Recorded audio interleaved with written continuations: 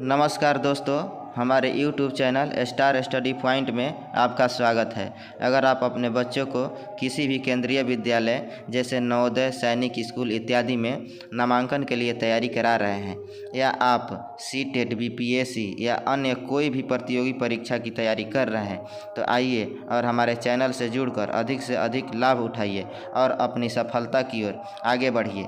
तो आज हम इस वीडियो में पढ़ेंगे सीटेट के कुछ प्रश्नों को हल करेंगे। तो सीटेट जो है से हम बाल विकास एवं शिक्षा शास्त्र से लिए हैं। अध्याय 13 विविध पृष्ठभूमि के बालकों की पहचान। तो इस अध्याय से हम लोग कुछ प्रश्नों को हल करेंगे। तो चलिए देखते हैं प्रश्न क्या है। प्रश्न 1 है, समावेशी शिक्षा का तात्पर्य सबको डैश से है। ऑप्शन 1 जातिगत भेदभाव से ऊपर उठकर पुरस्कृत करने। ऑप्शन 2 समाविष्ट करने। ऑप्शन 3 निःशुल्क पाठ्य पुस्तक उपलब्ध कराने।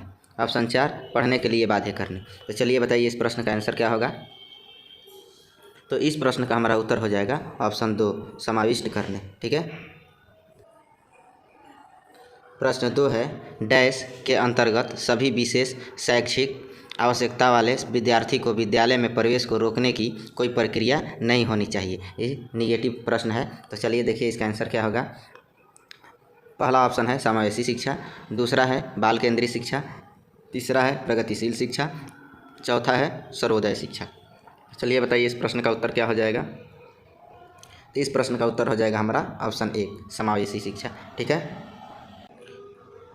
प्रश्न 3 है, समावेशन का अर्थ होता है।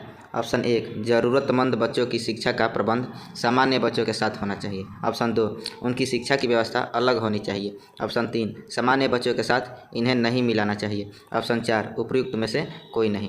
तो इस प्रश्न का उत्तर क्या हो जाएगा। हमारा इस प्रश्न का उत्तर हो जाएगा ऑप्शन 1 ज़रूरतमंद बच्चों की शिक्षा का प्रबंध सामान्य बच्चों के साथ होना चाहिए।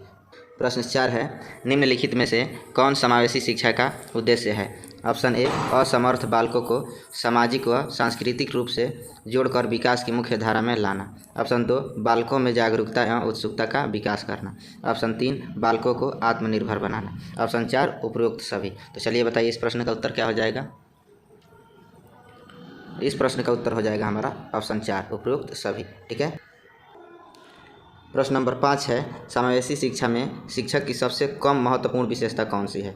ऑप्शन 1 बच्चों के प्रति संवेदनशील। ऑप्शन 2 विद्यार्थियों के लिए लगाव और धैर्य। ऑप्शन 3 विद्यार्थियों की अक्षमताओं का ज्ञान। ऑप्शन 4 शिक्षक का सामाजिक आर्थिक स्तर। तो चलिए बताइए कौन सा आंसर होगा। तो इस प्रश्न का उत्तर हो जाएगा ऑप्शन 4 शिक्षक का सामाजिक आर्थिक स्तर। ठीक है। प्रश्न नंबर 6 है, किस अधिनियम के तहत सभी बच्चों को निःशुल्क एवं अनिवार्य शिक्षा की व्यवस्था की गई है। तो ऑप्शन 1 शिक्षा का अधिकार अधिनियम 2009 के तहत। ऑप्शन 2 शिक्षा का अधिकार अधिनियम 2013 के तहत। ऑप्शन 3 सूचना का अधिकार अधिनियम है के तहत। ऑप्शन 4 उपरोक्त में से कोई नहीं। तो इस प्रश्न का उत्तर हो जाएगा हमारा ऑप्शन 1 शिक्षा का अधिकार अधिनियम 2009 के तहत। ठीक है। प्रश्न नंबर 7 है, पिछड़े वर्ग के बच्चे को शिक्षा की मुख्य धारा से जोड़ने के लिए किनकी भूमिका है। तो 1 है केवल केंद्र सरकार, 2 है केवल राज्य सरकार, 3 है केंद्र एवं राज्य सरकार दोनों, 4 है उपरोक्त में से कोई नहीं। तो इस प्रश्न का उत्तर हो जाएगा ऑप्शन 3 केंद्र एवं राज्य सरकार दोनों। ठीक है। प्रश्न 8 है, निम्नलिखित में से कौन सी अनुसूचित जनजाति के छात्रों की प्रमुख समस्या है। ए अधिकतर परिवारों की निर्धनता। बी विद्यालय में सामान्य वर्ग के छात्रों द्वारा उनके पर्याप्त सम्मान नहीं दिया जाता। सी इनके समाज में शिक्षा के पर्याप्त प्रचार प्रसार का अभाव। तो चलिए बताइए क्या आंसर हो जाएगा। ऑप्शन 1 है केवल ए, ऑप्शन 2 है केवल सी, ऑप्शन 3 है केवल बी, ऑप्शन 4 है ये सभी। तो इस प्रश्न का उत्तर हो जाएगा हमारा ऑप्शन 4 ये सभी। ठीक है। प्रश्न नंबर 9 है, अनुसूचित जाति एवं जनजाति के शिक्षा के क्षेत्र में पिछड़ने का क्या कारण है। 1 अध्यापकों का उनके प्रति उदासीन रवैया। 2 निर्धनता। 3 शिक्षा के प्रसार प्रचार का अभाव। 4 उपरोक्त सभी। तो इस प्रश्न का उत्तर हो जाएगा हमारा ऑप्शन 4 उपरोक्त सभी।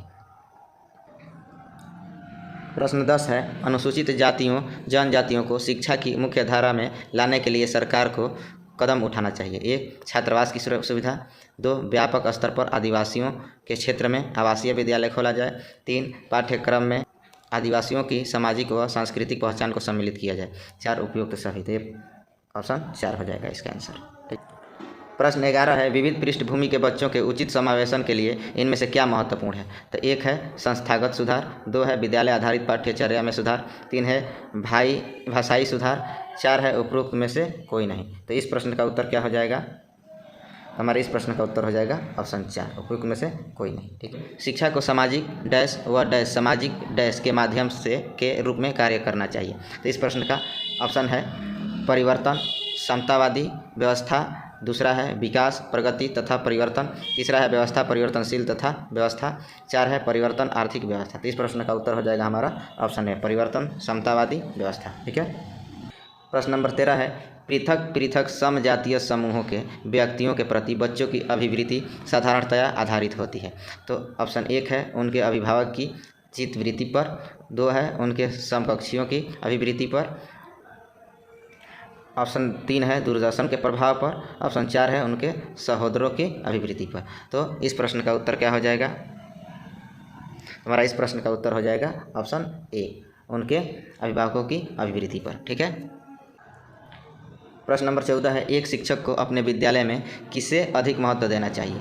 ऑप्शन 1 है उच्च वर्ग के बालकों को, ऑप्शन 2 है सभी को समान महत्व देना चाहिए, ऑप्शन 3 है अनुसूचित जाति एवं जनजाति के छात्रों को, 4 है अत्यंत पिछड़े वर्ग के छात्रों को। इस प्रश्न का हमारा उत्तर हो जाएगा ऑप्शन 2, सभी को समान महत्व देना चाहिए। ठीक है। प्रश्न 15 है शिक्षकों को बच्चों में किस गुण का विकास करना चाहिए? 1 है केवल रचनात्मक, 2 है केवल समीक्षात्मक, 3 है रचनात्मक एवं समीक्षात्मक दोनों, 4 है उपरोक्त में से कोई नहीं। तो इस प्रश्न का क्या उत्तर हो जाएगा? हमारे इस प्रश्न का उत्तर हो जाएगा रचनात्मक एवं समीक्षात्मक दोनों। ऑप्शन जो है क्या हो जाएगा? 3 इस प्रश्न का उत्तर हो जाएगा। ठीक है।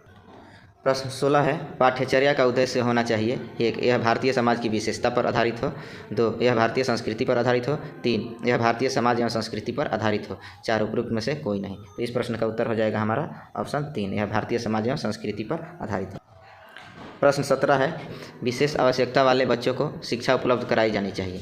1 अन्य सामान्य बच्चों के साथ, 2 विशेष विद्यालयों में विशेष बच्चों के लिए विकसित पद्धतियों द्वारा, 3 विशेष बालकों में, 4 विशेष विद्यालयों में विशेष शिक्षकों द्वारा। तो इस प्रश्न का उत्तर क्या हो जाएगा?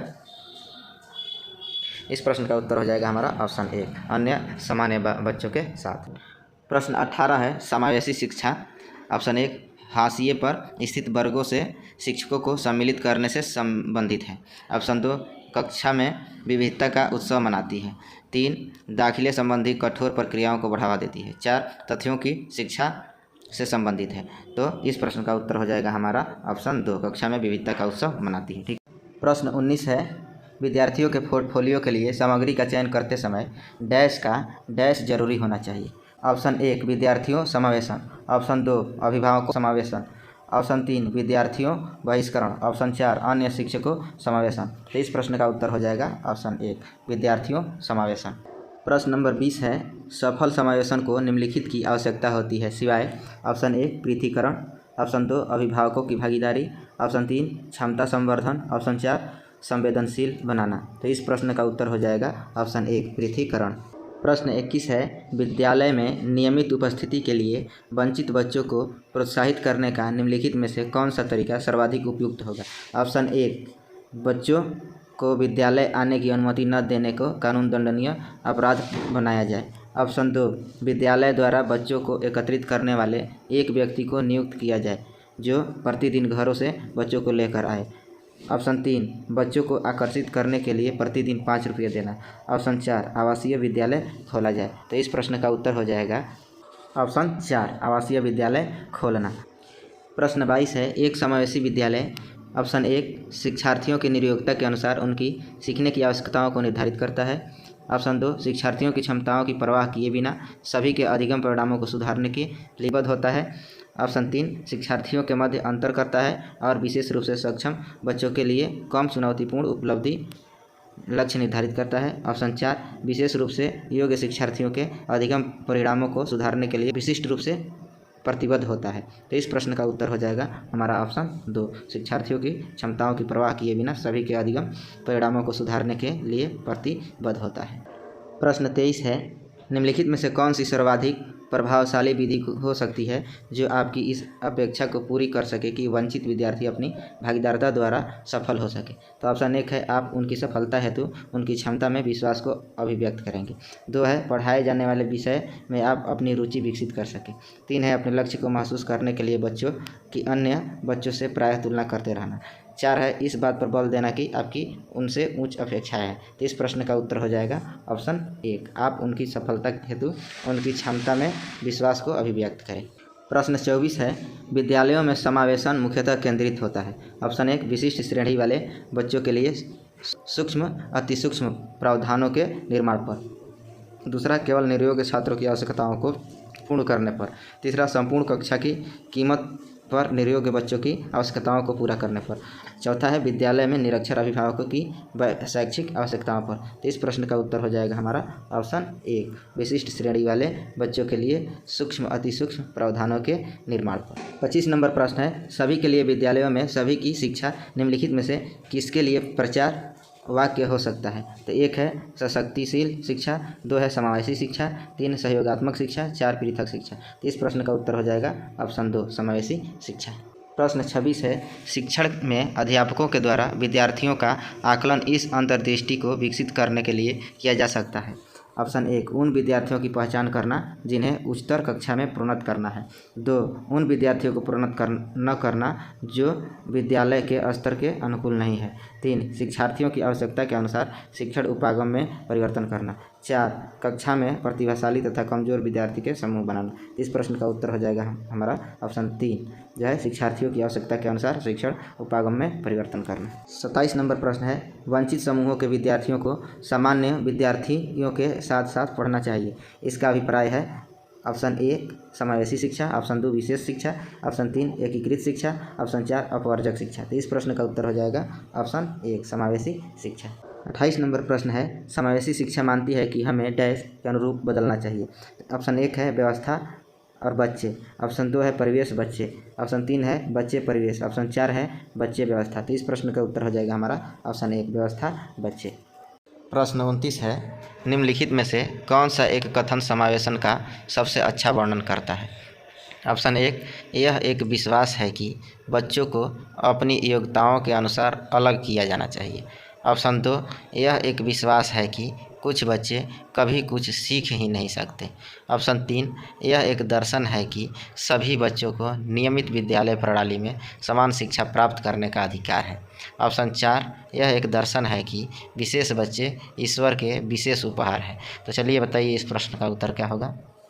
इस प्रश्न का उत्तर हो जाएगा ऑप्शन 3, यह एक दर्शन है कि सभी बच्चों को नियमित विद्यालय प्रणाली में समान शिक्षा प्राप्त करने का अधिकार है। ठीक है।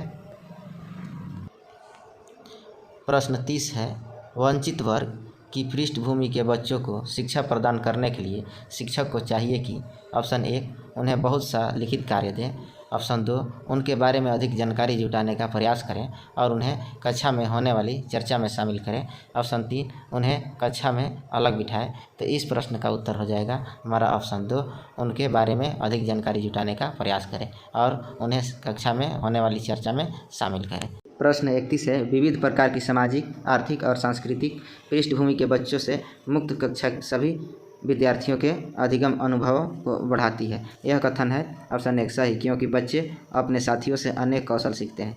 2, सही, क्योंकि इससे कक्षा अधिक श्रेणीबद्ध दिखाई देती है।